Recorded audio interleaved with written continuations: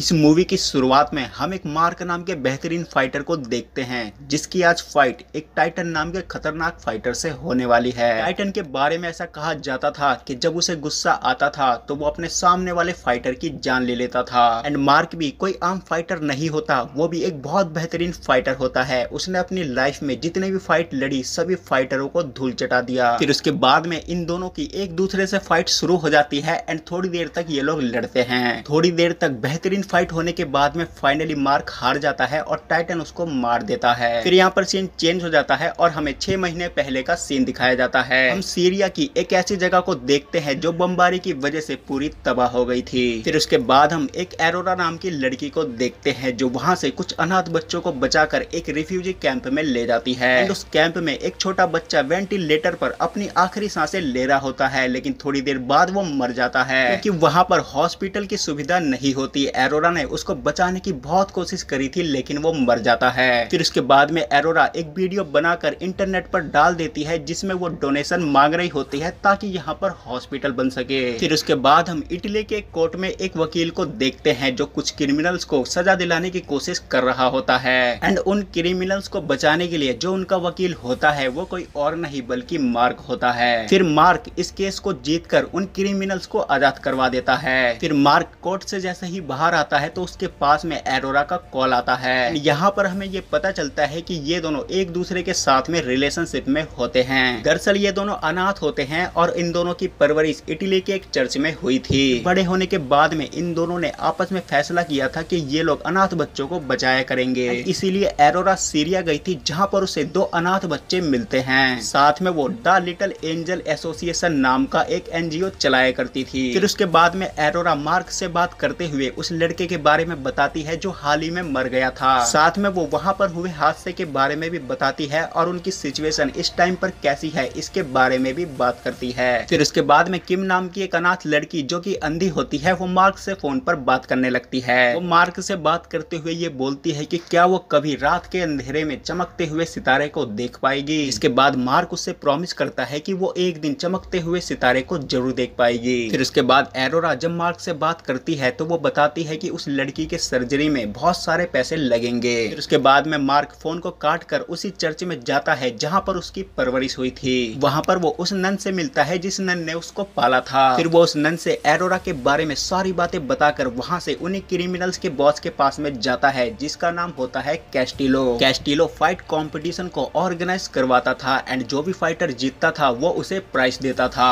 Mark एक वकील होने के साथ साथ एक बहुत अच्छा फाइटर होता है लेकिन उसने एरोरा के कहने पर फाइट को छोड़ दिया था। मार्क के पास उस लड़की के आंखों की ऑपरेशन के लिए फाइट कंपटीशन ही एकमात्र रास्ता बचा था। इसीलिए वो दोबारा से कैस्टिलो के साथ मिलकर फाइट कंपटीशन में हिस्सा लेना चाहता था। एंड मार्क को फाइट छोड़े हुए बहुत टाइम बीत गया था एंड इसी वजह से कैस्टिलो उसको एक टेस्ट देने को कहता है। इसमें वो मार्क की फाइट एक दूसरे फाइटर से करवाता है। फिर उसके बाद में मार्क उस फाइटर से लड़कर उसको हरा देता है। बदले में कैस्टिलो उसको बहुत सारे पैसे देता है जिन पैसों को वो अननोन बनकर एरोरा के एनजीओ में डोनेट कर देता है। फिर अगले दिन एरोरा मार्क को फोन करके ये बताती है कि किसी ने बहुत सारे पैसे डोनेट किए हैं जिनकी मदद से हम किम का ऑपरेशन करवा सकते हैं। एंड साथ में वो मार्क को ये भी बताती है कि वो किम को अपने साथ में लेकर इटली आ रही है। फिर अगले दिन मार्क दोबारा से एक और फाइटिंग कंपटीशन में भाग लेता है एंड इस कंपटीशन में भी मार्क अपने सामने वाले फाइटर को मारने लगता है।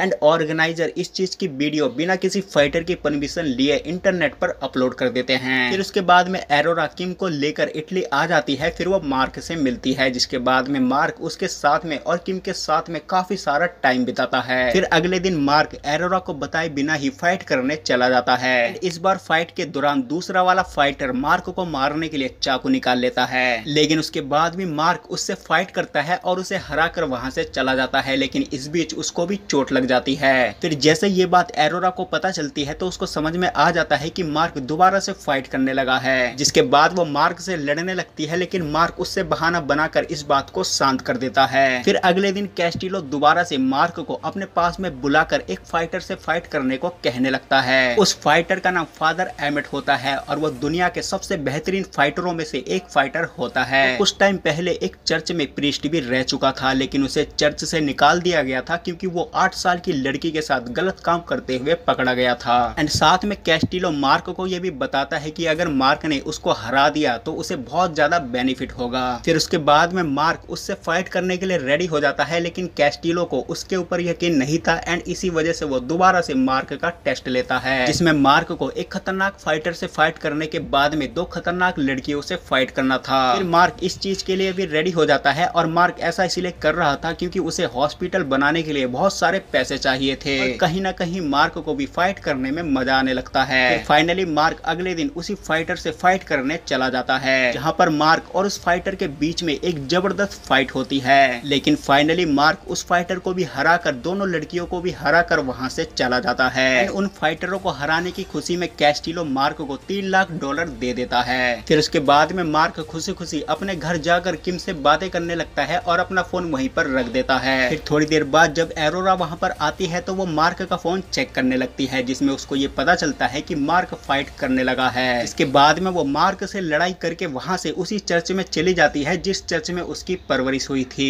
थोड़ी देर बाद उसको मनाने के लिए मार्क भी वहां पर आ जाता है एंड वो एरोरा को मनाने लगता है। थोड़ी देर मनाने के बाद में जब एरोरा नहीं मानती तो मार्क वहां से वापिस आ जाता है। फिर उसके बाद में वो अगले दिन फादर एमेट से फाइट करने जाता है। फिर यहाँ पर कुछ देर इन दोनों के बीच में एक जबरदस्त फाइट होती है। फिर फाइनली मार्क उसको मार देता है एंड इस बीच मार्क को भी काफी सारी खरोंचें लग जाती है। फिर वो वहां से फ्री होकर सीधा एरोरा के पास में जाकर उसको मनाने लगता है, लेकिन एरोरा यहाँ पर भी नहीं मानती और वो वहां से चली जाती है। रात होने के बाद में वो दोनों दोबारा से एक साथ अपने घर में मिलते हैं, जहाँ पर मार्क उससे अलग होने की बात कहने लगता है। ये सुनते ही एरोरा बेहोश हो जाती है। फिर मार्क उसको हॉस्पिटल में ले जाता है, जहाँ पर डॉक्टर उसको ये बताती है कि एरोरा प्रेग्नेंट है। ये सुनने के बाद में मार्क फाइट से हमेशा के लिए दूर होने का फैसला करता है, लेकिन ये बात कैस्टिलो को अच्छी नहीं लगती, जिसके बाद में वो किम को किडनैप कर लेता है। फिर हॉस्पिटल में जहाँ पर किम का ऑपरेशन हो रहा होता है वहाँ पर एक आदमी आता है जो मार्क को ये बताता है कि वो अपना फैसला बदल दे। फिर उसके बाद में मार्क दोबारा से कैस्टिलो के पास में मिलने जाता है, जहाँ पर कैस्टिलो उसको एक टाइटन नाम के फाइटर से फाइट करने को कहने लगता है। साथ में वो मार्क को ये भी बताता है कि ये फाइट उसकी लास्ट फाइट होने वाली है। फिर उसके बाद में मार्क इस फाइट को भी करने के लिए रेडी हो जाता है। फिर वहां से वो घर आ जाता है। फिर मार्क इस फाइट के बारे में खुद ही एरोरा को बता देता है और साथ में ये भी बोलता है कि उसे ये लास्ट फाइट करनी होगी। फिर उसके बाद में मार्क अपने कमरे में बैठकर टाइटन की वीडियो देखने लगता है, जिसमें वो ये देखता है कि टाइटन फाइट करते वक्त लोगों को बहुत बुरी तरीके से मार रहा होता है। लेकिन तभी मार्क के पास कैस्टिलो का फोन आ जाता है, जिसमें कैस्टिलो मार्क को ये बोलता है कि उसे टाइटन से फाइट करने से पहले 2 लोगों से और फाइट करनी होगी। फिर मार्क इस चीज के लिए भी रेडी हो जाता है। फिर वो उन दोनों से फाइट करने चला जाता है। वहां पर भी मार्क उन दोनों फाइटरों को हरा कर वापस आ जाता है, लेकिन इस बीच उसको और ज्यादा चोट लग जाती है। फिर उसके बाद अगले दिन फाइनली वो टाइटन से फाइट करने रिंग में पहुंचता है। इन दोनों फाइटरों की फाइट होना बहुत बड़ी बात होती है एंड इसी वजह से जनता उन दोनों के ऊपर बहुत ज्यादा पैसा लगाने लगती है एंड इस फाइट को टीवी पर लाइव टेलीकास्ट किया जा रहा होता है। फिर फाइनली टाइटन भी रिंग में आ जाता है। पहले तो मार्क टाइटन को बहुत मारता है, लेकिन थोड़ी देर बाद जब टाइटन को गुस्सा आता है तो वो मार्क को बहुत बुरी तरीके से मारने लगता है। वो मार्क को इतना ज्यादा मारता है कि मार्क वहीं पर बेहोश हो जाता है। फिर उन दोनों की फाइट देखने के लिए एरोरा भी वहां पर आ जाती है। फिर एकदम से मार्क उठता है और वो टाइटन को मारने लगता है एंड वो टाइटन को मारते मारते उसकी जान लेने की कोशिश कर रहा होता है, लेकिन एरोरा उसको ऐसा करने से मना कर देती है। फिर वो टाइटन को छोड़कर वहां से जाने लगता है, लेकिन तभी टाइटन एक चाकू निकालकर उसके ऊपर हमला कर देता है, लेकिन बदले में मार्क भी उसी का चाकू छीनकर उसी को मार देता है। उस रिंग के अंदर उन दोनों फाइटरों की मौत हो जाती है। फाइट होने से पहले कैस्टिलो ने उसको काफी सारा पैसा देने का वादा किया था, लेकिन मार्क के मरने के बाद में कैस्टिलो सारा पैसा मार्क के नाम से एरोरा के एनजीओ में डोनेट कर देता है। इसकी वजह से एरोरा सीरिया में एक बहुत बड़ा हॉस्पिटल बनवाती है। इस चीज की चर्चा दुनिया के सभी देशों के न्यूज चैनलों पर चलने लगती है एंड यहाँ पर यह मूवी खत्म हो जाती है। तो दोस्तों आज की वीडियो में सिर्फ इतना ही। मैं मिलूंगा आपको नई वीडियो में नए टॉपिक के साथ, तब तक के लिए धन्यवाद।